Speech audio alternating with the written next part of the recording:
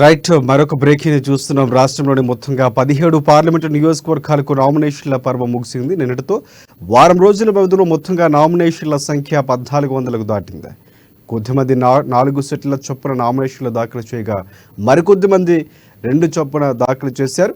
6 రోజుల్లో 645 మంది 856 సెట్ల నామినేషన్లు దాఖలు చేయగా చివరి రోజు భారీ సంఖ్యలో దాఖలయ్యాయి. మల్కాజ్గిరిలో గరిష్ట స్థాయిలో 170కు పైగా నామినేషన్లు వచ్చాయి. అతి తక్కువగా నాగర్ కర్నూలు నియోజకవర్గంలో 30 లోపు నామినేషన్లు దాఖలయ్యాయి. నామినేషన్లు ఉపసంహరించుకోవడానికి ఈ నెల 29 వరకు గడువు ఉన్నందున ఎప్పటికీ ఎంతమంది విత్డ్రా చేసుకుంటారన్నది ఇప్పుడు ఆసక్తికరంగా మారింది.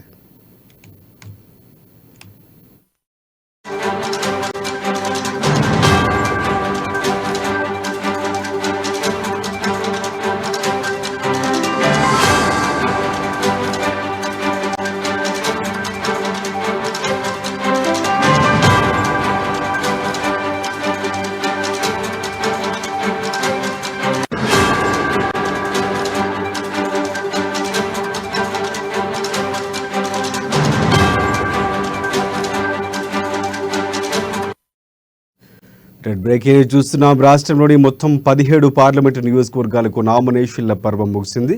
వారం రోజుల వ్యవధిలో మొత్తంగా నామినేషన్ల సంఖ్య 1400కు దాటింది. కొద్దిమంది 4 సెట్ల చొప్పున దాఖలు చేయగా మరికొంతమంది 2 సెట్ల చొప్పున సమర్పించారు. 6 రోజుల్లో 645 మంది 856 సెట్ల నామినేషన్లు దాఖలు చేయగా చివరి రోజున భారీ సంఖ్యలో నామినేషన్లు దాఖలయ్యాయి. మల్కాజ్గిరిలో గరిష్ట స్థాయిలో 170కు పైగా నామినేషన్లు వచ్చాయి. అతి తక్కువగా నాగర్ కర్నూలు నియోజకవర్గంలో 30 లోపు నామినేషన్లు దాఖలయ్యాయి. నామినేషన్లు ఉపసంహరించుకోవడానికి నెల 29 వరకు గడువు ఉన్నందున అప్పటి వరకు ఎంతమంది విత్డ్రా చేసుకుంటారనేది ఆసక్తికరంగా మారింది.